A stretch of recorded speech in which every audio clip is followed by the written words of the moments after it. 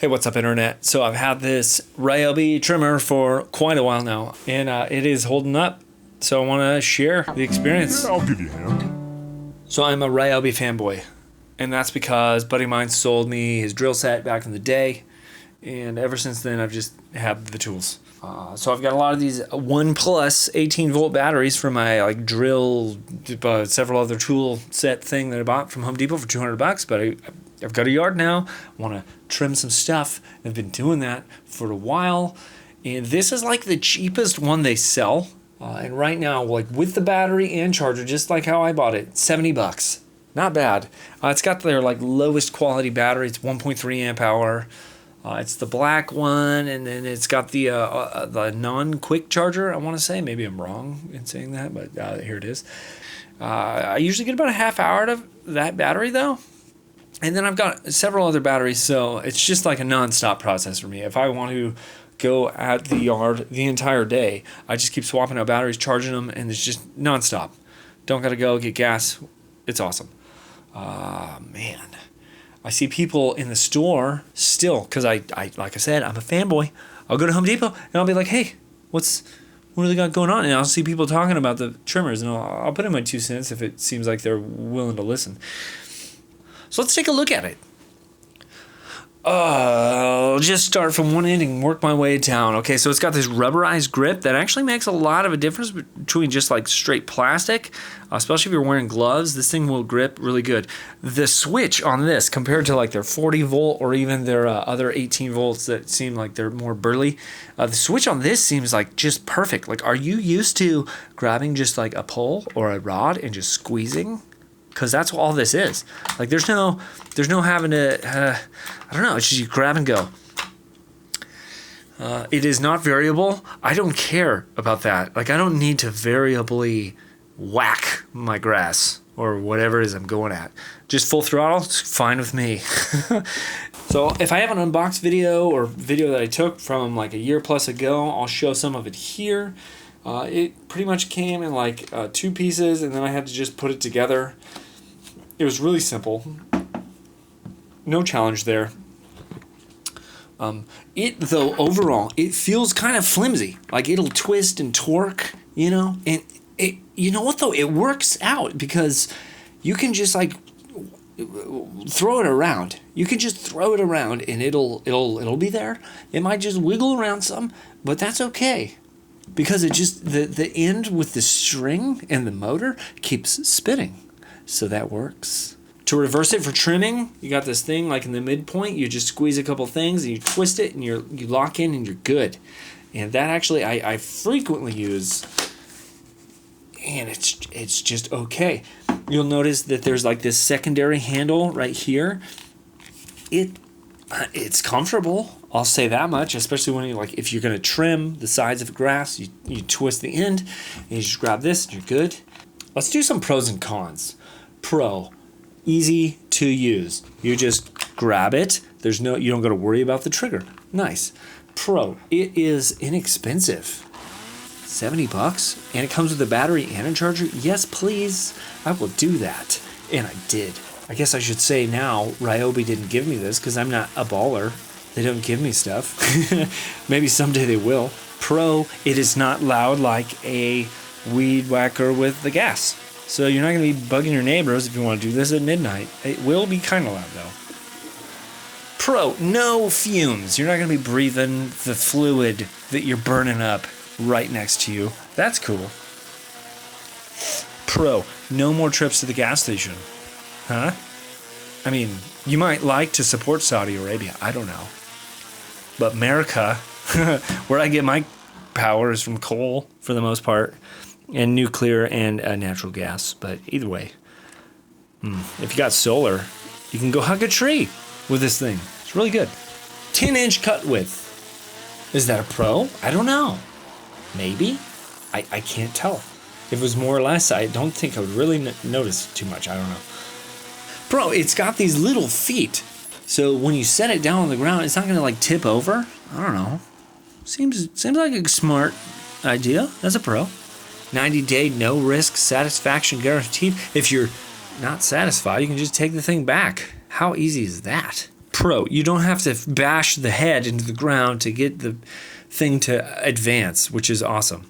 Ooh, Pro, loading it isn't so bad either. Like I've got a spool of the wire, the trim, whatever, the line, and here you can see me just loading it. It's real simple. You just like pop a couple buttons on the side, you pull out this guard, then you pull out the inner piece, you wind the stuff, you cut it, you send it through a hole, you put it back together, it's done. Pro, you can buy reloaded like trimmer head things, the inserts with the trimmer stuff already loaded. So if you don't want to just buy the string and re-wrap it, you could do that. Final pro, I've got one of the 4 amp hour 18 volt batteries that I got with my blower kit, and this thing runs for super long on that, like well into an hour's worth of runtime, I'd say. And that's just a lot of trimming and like weed whipping. It's just a lot. So if you've already got one of those as well, this will just run for a very long time on that. The string on this thing, I'll say pro. So it's the thin stuff, okay? It's like 0.6 millimeter or something like that. It's inexpensive to buy in bulk compared to the thicker stuff, but we're talking dollars, so that's not a big deal. Pro, it extends the trim line without having to bump it, which is cool. However, I still kind of bump it, so I'll like let off the throttle. You slow down the tip, or if you just let it naturally slow down, it then just lets out just a little bit more the trim line. So that's cool. So I'll just be like full throttle, then down the grass to like slow down the thing entirely, and then pull it back up, and then full throttle, and then it'll let out a little line. That's nice. Pro, it's lightweight, super lightweight. You don't get tired using this. Like after an hour of use, I don't. I have a lot of yard. Overall, I've got 1/3 of an acre, a lot of sidewalk and curbside. I've trimmed a lot with this thing, and it works all right. Con, it doesn't have like that wheel attachment so that you can get that perfect trim. I don't know how much better it would make it if it had that wheel thing. Yeah, it works. It works really well. Con, power. Pro? Is this a pro or a con? I don't know. So it's an 18 volt, right? It says 18 volt, but truly nowadays, if you look at Black & Decker or other brands, they'll say 20 volt, but they'll have the same series of 18650 lithium ion batteries, 5 in series, which truly charges to like a little over 20 volts, which these packs do. I think they're just carrying over their heritage with the whole 18 volt thing. But yeah, this it runs like 20 volts when it's fully charged. Con, it's not quite long. Does that matter? I don't even know if that matters. So maybe if it was like a foot longer, it might be easier to use. I actually don't know. I'm just going to call that a con because I think I could use a little more length here. But I don't know. Are you into the whole, it's the boat or motion of the ocean? I don't even know what I'm trying to say. I'm 6 feet tall, and I use this thing with no problem. Edging, doing weeds and stuff around the house, it's perfect. Pro, it has this attachment that you can buy. I spent $14 for 2 of them. Online, it's called a Ryobi bladed trimmer head, 2-pack, $15. And I bought one of those, and I just went to town at the weeds on the side of the house where I got a couple cars growing in the weeds, and it did well. Like, it's way better than the trim line, but you can tell like it bogs down a little bit more because it's got a couple blades there that are actually hitting stuff. But like it will just watch this video of me just cutting up stuff for like 5 seconds here.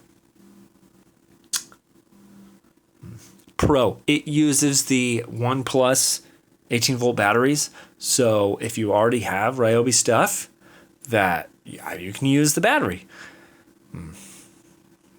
And if you buy this trimmer and you're like, oh, you like it, and you don't have power tools yet, but you're looking into buying them, you can go with Ryobi power tools. I've got some, and if I end up doing a review, I'll link it in the eye in the corner of the screen. I really hope to.